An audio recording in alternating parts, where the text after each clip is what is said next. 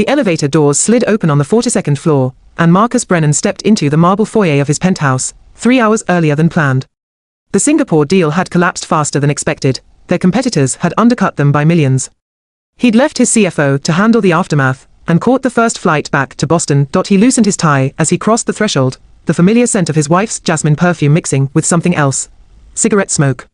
Vanessa had quit smoking 2 years ago. Absolutely pathetic how she shuffles around here. Vanessa's voice drifted from the living room, sharp with contempt. Like some kind of servant from the previous century. Marcus froze, his briefcase still in hand. I mean, Marcus acts like she's royalty or something. That was Vanessa's sister, Claudia. It's embarrassing when we have guests over. She's a relic, that's what she is, Vanessa continued.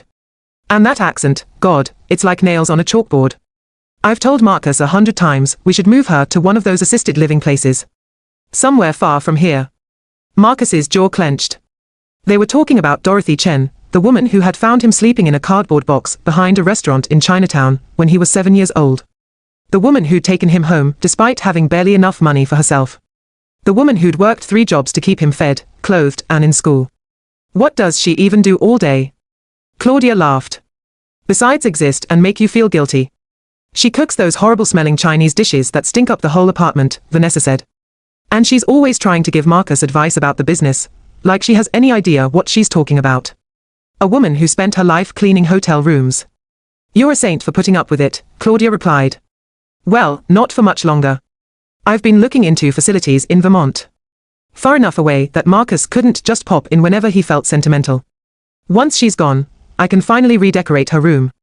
I'm thinking a home gym with a sauna. Marcus set down his briefcase with deliberate silence and removed his shoes. He walked toward the living room in his socks, each step measured. The best part is, Vanessa was saying, I've already drafted the papers for his signature. Just need to wait for the right moment, maybe when he's distracted with the Tokyo merger. He barely reads what I put in front of him these days anyway. Hello, Vanessa. Claudia.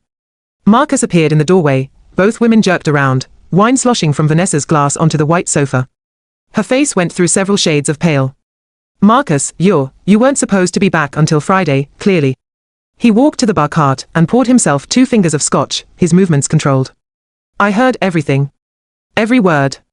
Marcus, let me explain, Vanessa stood, smoothing her designer dress. Explain what? How you plan to ship the woman who raised me off to Vermont. How you mock her accent, her cooking, her very existence in our home. His voice was quiet, but it carried the weight of steel. Or maybe you'd like to explain how you planned to trick me into signing documents. I was going to discuss it with you eventually, like hell you were. Claudia grabbed her purse. I should go, yes, you should, Marcus said without looking at her. And you're no longer welcome in this home. After Claudia scurried out, Vanessa tried a different approach. Her eyes went soft, her voice honeyed. Darling, you have to understand, I only want what's best for us. For our future. Dorothy is getting older, and she needs proper care. She's 68 and in perfect health. But eventually we all need care, Vanessa. That's what family does. They care for each other. He set down his glass. Which clearly means nothing to you. That's not fair. What's not fair, Marcus interrupted, his voice rising for the first time, is that you've been living in a home paid for by my company, wearing jewelry purchased with my money, attending galas on my arm, all while disrespecting the only person in the world I owe everything to. Vanessa's sympathy act cracked. Oh, please. You owe her. You've more than repaid whatever she did. Marcus laughed, but there was no humor in it. She saved my life, Vanessa. I was a homeless child. She gave me a home. She went without meals so I could eat. She worked herself to exhaustion so I could go to college. And you think that's something you repay like a loan? I didn't mean, where is Dorothy now? Vanessa hesitated. I sent her to the market. Told her to walk there instead of taking a car. Said it would be good exercise. It was raining outside. Marcus could hear it against the windows. It's pouring rain, and you sent a 68-year-old woman to walk in it. She has an umbrella, get out. Vanessa blinked. What? Pack a bag. Go stay at your sister's, or a hotel, I don't care. But get out of my home. Marcus, you're being irrational, I'm being perfectly rational. You have 1 hour. He pulled out his phone and dialed his lawyer. Richard. Yes, I know it's late. I need you to draw up divorce papers. No, I'm not joking. Yes, tonight. Vanessa's face went from pale to red. You can't be serious. Over that old woman. That old woman is worth 1,000 of you. Marcus's voice was ice. She taught me about loyalty, sacrifice, and love, things you clearly know nothing about. 55 minutes now. I'll take you for everything, try.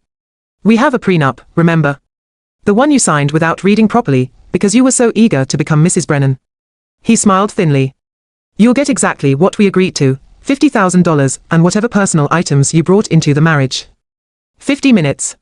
Vanessa stood there, trembling with rage. Before she stormed toward the bedroom, Marcus walked to the kitchen and put on a kettle for tea, chrysanthemum, Dorothy's favorite.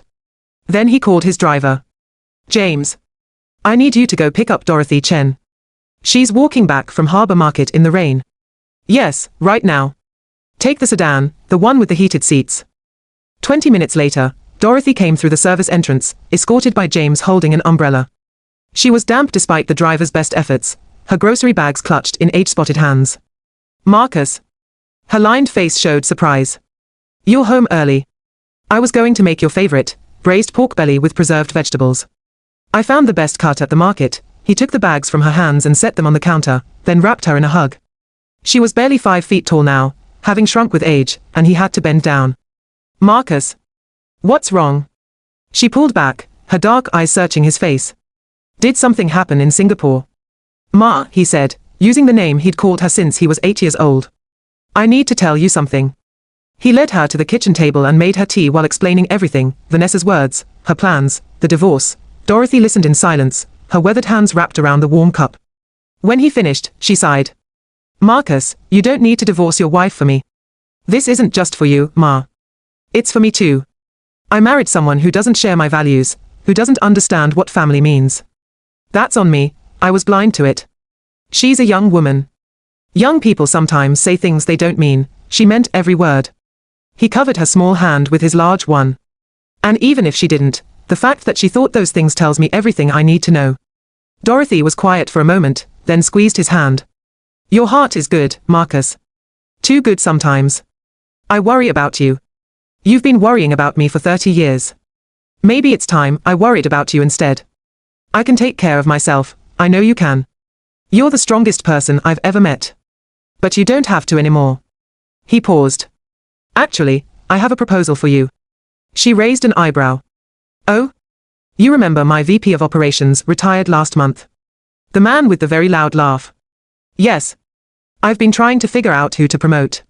Someone with real wisdom, who understands people, who knows how to stretch a dollar and maximize resources. He smiled. Interested in a job. Dorothy stared at him. Marcus Chen Brennan, I am 68 years old and never finished high school. You speak 4 languages. You ran a household budget tighter than any CFO could manage, and you have more common sense than my entire executive team combined.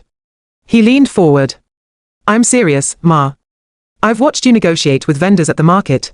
You drive a harder bargain than our procurement department. And your advice. That horrible advice Vanessa mentioned. You told me not to expand into South America last year, remember? Said something felt unstable.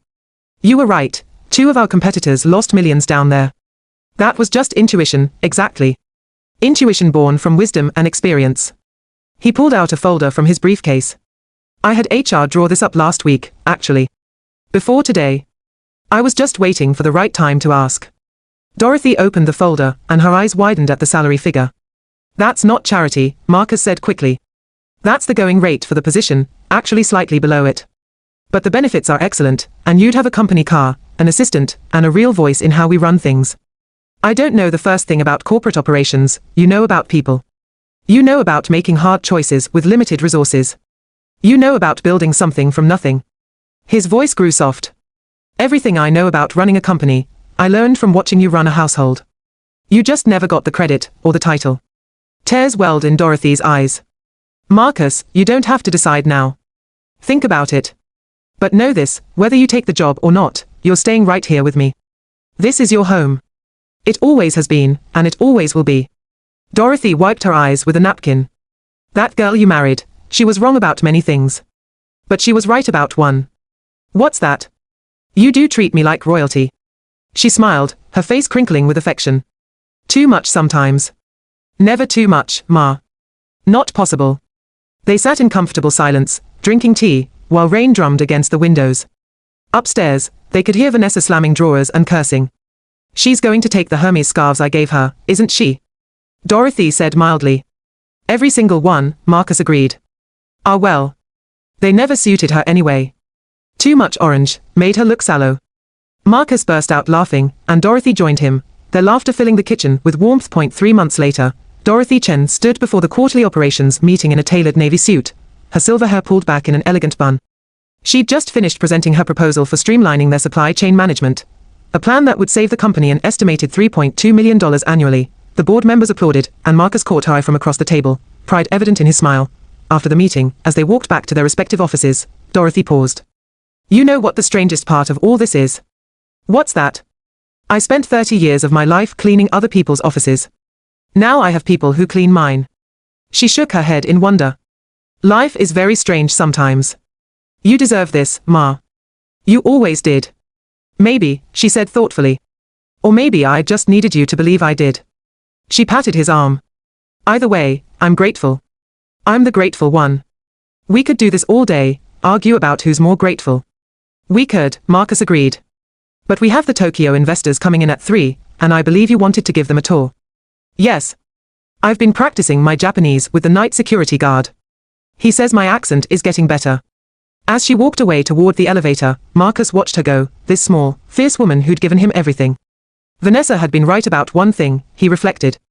Dorothy Chen was indeed from a different ERA.AN era when people understood that family wasn't about blood or convenience. It was about showing up, day after day, rain or shine, and choosing to love someone even when, especially when, it cost you something.